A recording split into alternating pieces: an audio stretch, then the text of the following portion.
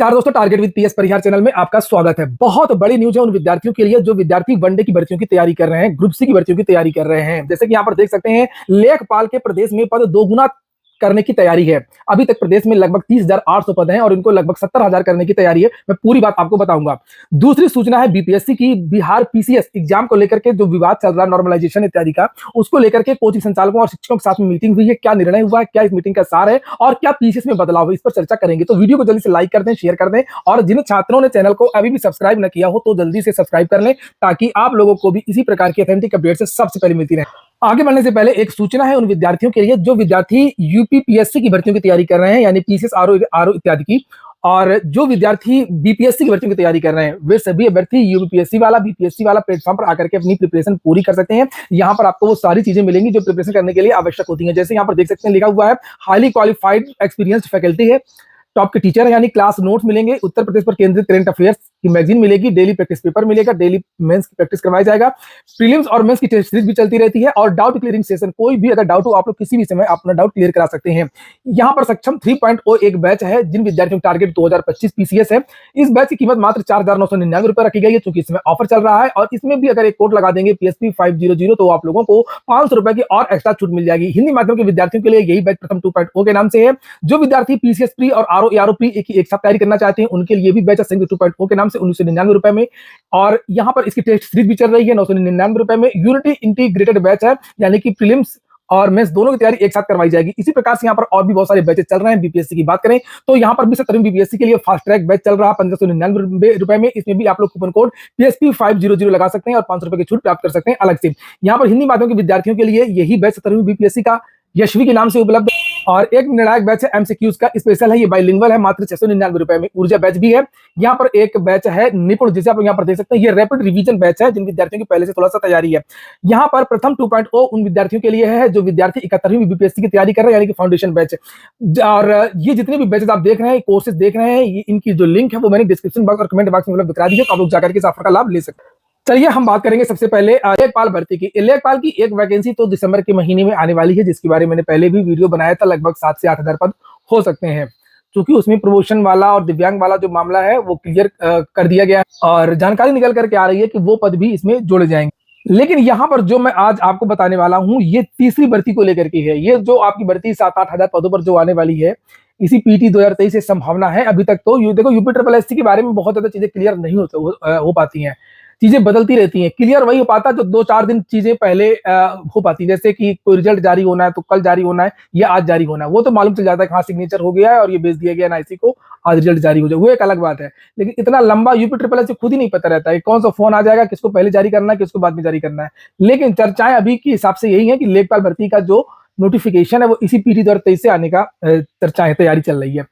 लेकिन यहां पर ये आज के समाचार पत्र के माध्यम से, नवभारत टाइम्स के माध्यम से जानकारी दी गई है कि लेखपाल के प्रदेश में पद दोगुना करने की तैयारी है। आज की स्थिति में बताऊं कि लेखपाल के प्रदेश में लगभग 30,835 पद हैं, लगभग पूरे प्रदेश में, और इनमें से लगभग 8,000 के आसपास जो पद रिक्त हैं वो पद भरे जाएंगे।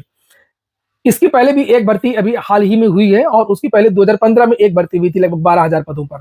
लेकिन बात यह है कि प्रदेश में लेखपालों का काम बहुत ज्यादा बढ़ गया है। केंद्र सरकार की बहुत सारी योजनाएं हैं, राज्य सरकार की बहुत सारी योजनाएं हैं और पॉपुलेशन भी बहुत ज्यादा बढ़ गई है, गांव की भी और कस्बों की भी। लेखपाल की आवश्यकता हर जगह होती है और अभी तक कहा जा रहा है कि लगभग 5 राजस्व ग्रामों के बीच में एक लेखपाल होता है। और हालांकि लेखपालों की कमी है, तो अभी तो लगभग 10-10 राजस्व ग्राम लिए हुए एक लेखपाल कार्यवाहक या अतिरिक्त प्रभारी इनको दिया गया है।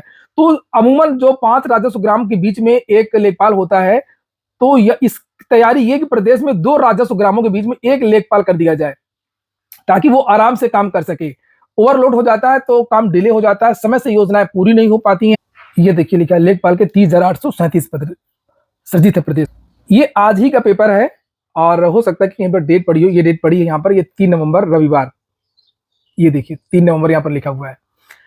इसी में यहाँ पर एक नीचे खबर है, लेखपाल और राजस्व निरीक्षकों के पदों संग तकनीकी स्टाफ भी बढ़ेगा।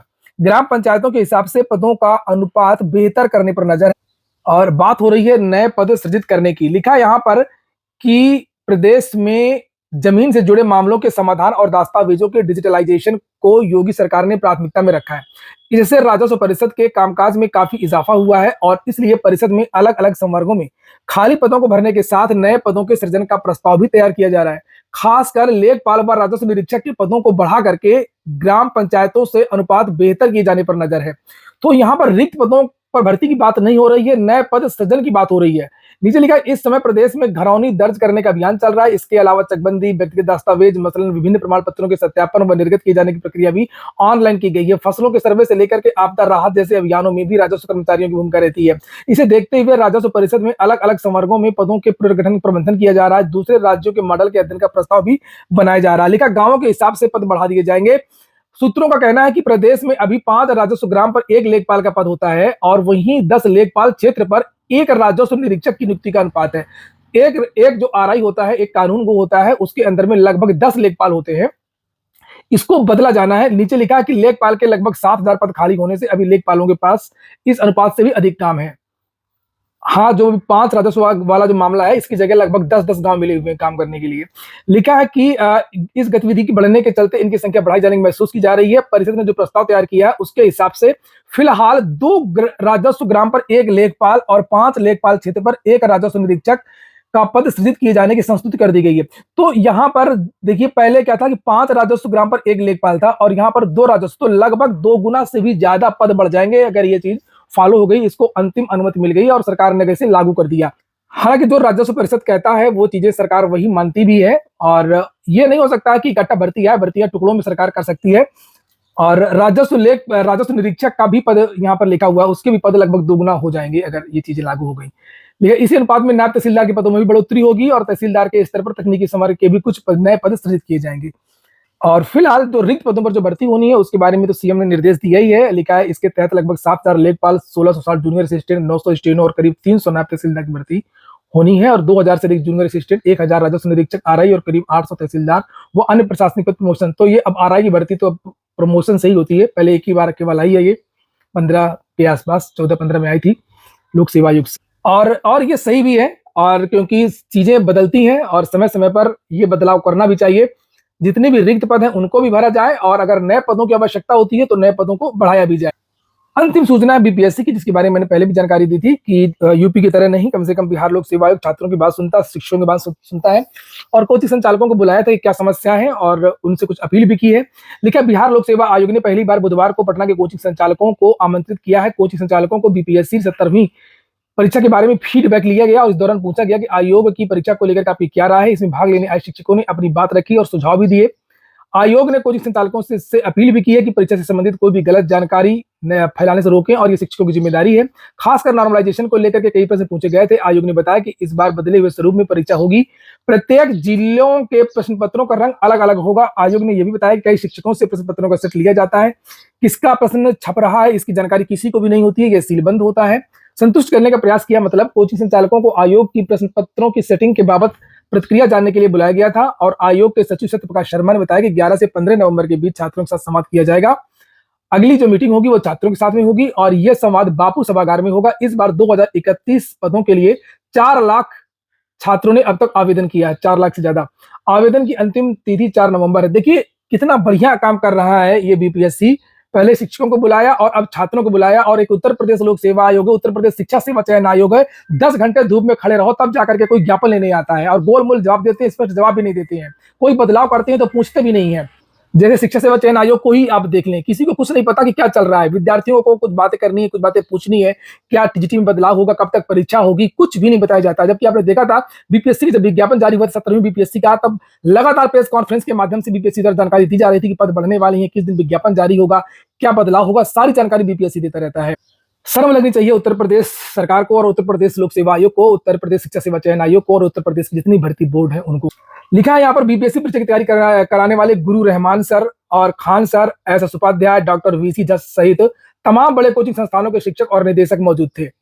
और यहीं से आप समझ सकते हैं कि उत्तर प्रदेश के जो छात्र हैं वो कितने दुर्भाग्यशाली हैं कि उनको कुछ नहीं पता है कि यूपी ट्रिपल एससी की भर्तियां हैं जो वो कब होंगी। ना तो ये लोग बड़ी मीडिया को भी इंटरव्यू नहीं देते, छात्र तो छोड़ दीजिए और छात्रों से बात करना दूर, किसी टेलीविजन, कोई जो नेशनल टेलीविजन है उसको भी इंटरव्यू नहीं देते, चेयरमैन वगैरह उसको भी नहीं बताते, सचिव वगैरह, कि कब परीक्षाएं होंगी और क्या बदलाव होगा क्या नहीं होगा। ठीक है, यही है उत्तर प्रदेश में। और ये हो गया आज का वीडियो आपको अच्छा लगा हो, फिर काम का हो तो लाइक अवश्य कर दें। जिन छात्रों ने चैनल को सब्सक्राइब ना किया हो सब्सक्राइब कर लें। पूरा वीडियो सुनने के लिए बहुत बहुत धन्यवाद।